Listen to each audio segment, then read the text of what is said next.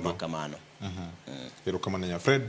Mapiyo piyo en wach mabende miyo nying oganda Luo bedo marach. Magi timbe mane ok ong'ego jaluo ne.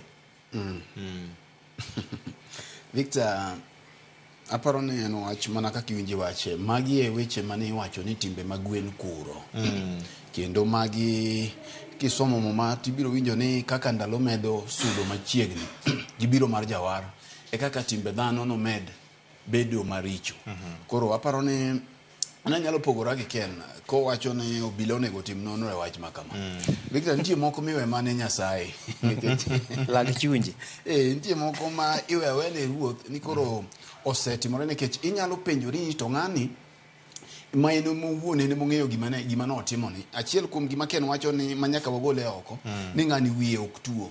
Nikech dine wiye tuo Victor, ng'ani ok dino odhi otimo gini oliwore. Janeko en ng'at matimo gik moko ma ng'at miwacho ni janeko ing'eyo ni kawaida janeko kata lawo onge godo.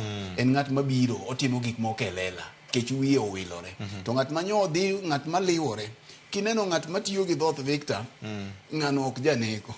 Janeko temoga mondo muom korot nikech ok one dhoth. Koro bedo ni ng'ani norito ma dhano liwre, ekodhi otimo machalo kamae. Kaeto yudo ka kendo ka owuoyo maliet owe chunya tat. Victor, ing'eni ipenjori ni to Nyasaye manochwanye koso jok malemo ka. Miri mani noto gi Nyasaye mochweye nikech inyalo ka samoro ne en gi ich wang' gi Nyasaye kata en gi ich wang' gi padiri makanyo. Kata nitiere ng'at mane iye kanyo to kapar ni mano e kaka oganda onego beni bedo. Nikech Victor, kiparo kata mana kinde mana jo Israel jowuotho ka gia Misri kane gidhi mane gionge gi chope, to Nyasaye nomiyo gi instruction kaka ne onego bed ni losruok margi gidhi gikunyo kendo giiko. Matieni Nyasaye ok ohero mondo miyo ne losruok mar dhano. Koro mae ne chalo ng'at ma otimo tim mar kwero e wang' Nyasaye. Koro ing'eni gima kama kotimore e altar Victor, gima samoro Ken ok omede ni ok wane mana tim ng'ani kende, to waneno tim dhano.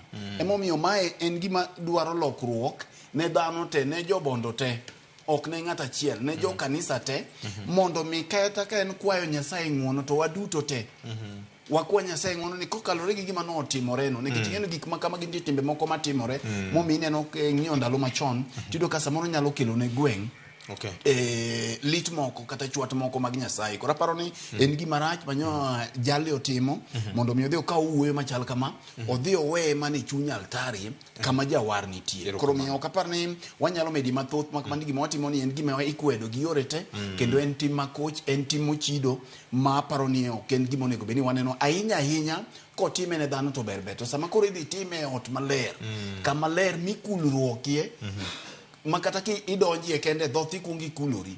Ok wang'eni jal ni en bende gi wiye manyo samoro ng'ol ni bende no kungo kulore koko timo tim makoch machalo kama. Wach malita nyanya kuna mwajwang' mambende miyo oganda bedo gi penjo mathoth miwuoro tim